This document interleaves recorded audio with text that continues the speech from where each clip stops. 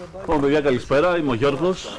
Είμαστε στη βάση του ράφτινγκ στα Λάζαινα, στην περιοχή των Καστανοφορίων, σε υψόμετρο 600 μέτρα. Εδώ ήρθαμε για να ετοιμαστούμε και να μπούμε στο ποτάμι για ράφτινγκ. Κάνουμε ράφτινγκ στο ποταμό Άραχθο, που είναι τρίτου βαθμού η διαδρομή που θα κάνουμε. Είναι μια από τις πιο όμορφες διαδρομές στην Ελλάδα.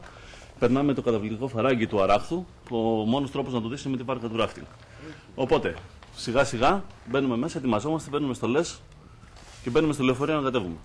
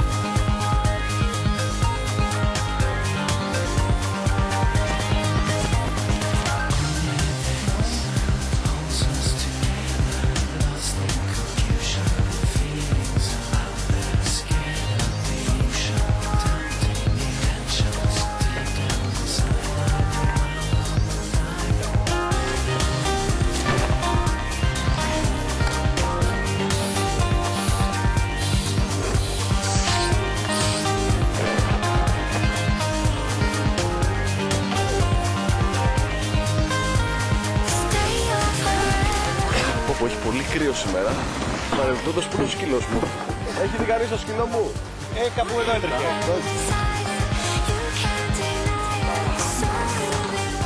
Λοιπόν, πόση ώρα διαδρομή έχουμε? Η ώρα θέλουμε μια μισή ώρα μέσα στο ποτάμι. Μια μισή ώρα μέσα στο ποτάμι. Μια μισή ώρα μέσα στο ποτάμι. Είσαι σίγουρος? Είμαι απόλυτα σίγουρος, θα περάσουμε τέλεια. Ωραία. Κάνουμε κουμπάκια, θα συσταθούμε. Αφού το λες εσύ.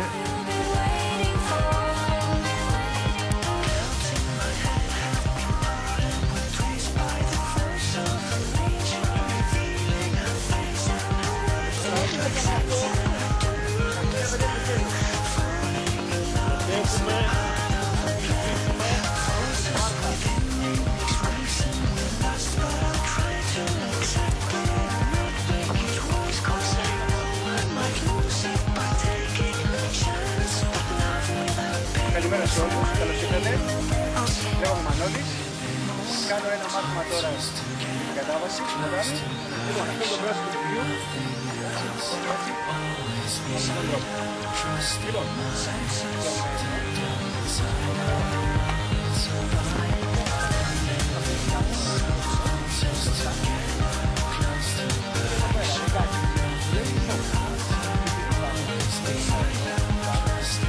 Πάμε! Μια στο μαρκίσμα αυτό.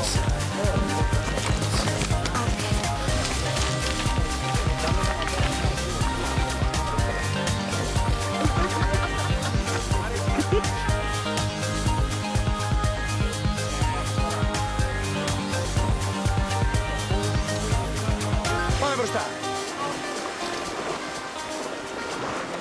Stop. Πάμε. Stop. Πάμε μπροστά. Πάμε δυνατά. Πάμε. Πάμε. Stop.